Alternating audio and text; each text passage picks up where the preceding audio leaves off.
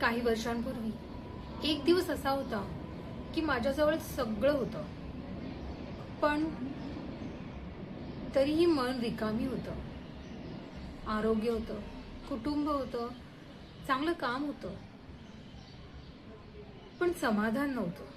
तुम्हालाही कधी असं वाटलंय का की सगळं काही आहे तरी पण मन शांत नाही, मन समाधानी नाही? त्या काळात मला असं नेहमी वाटायचं की अजून काहीतरी करायला हवं, अजून काहीतरी मिळायला हवं. माझ्याही आयुष्यात असा एक काळ होता जेव्हा सर्व काही असूनही मन रिकामी होतं. मग एक दिवस मी जेव्हा मेडिटेशन करत होते तेव्हा अचानक तोंडातून निघालं थँक्यू, धन्यवाद. आणि त्याच क्षणी मन हलकं झालं. इकेगाई सूत्र क्रमांक 5 सांगते, कृतज्ञता म्हणजे आयुष्य स्वीकारणं.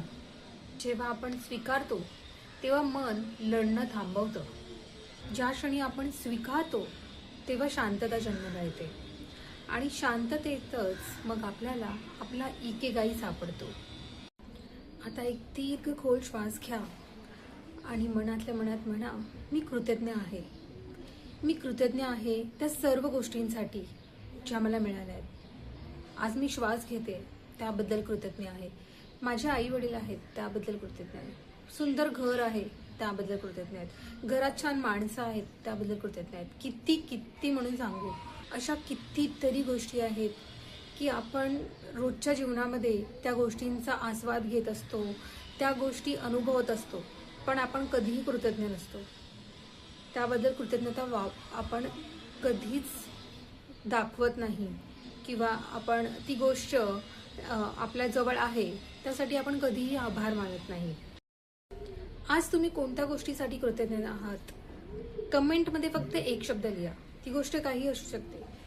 घर असू शकतं, तुमचे पॅरेंट्स असू शकतात, तुमची मुलं असू शकतात, तुमचा जॉब असू शकतो, काही. फक्त एक गोष्ट तुम्हाला आज कमेंटमध्ये लिहायची आहे.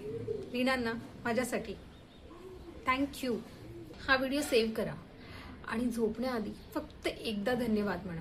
आणि जर तुम्हाला हा व्हिडिओ मनाला भिडला असेल तर माझ्या चॅनलला सबस्क्राईब करा. इन्स्टावर असाल तर फॉलो करा, कारण आपण हा इकेगाईचा प्रवास एकत्र करणार आहोत. Thank you so much. God bless you all. Bye.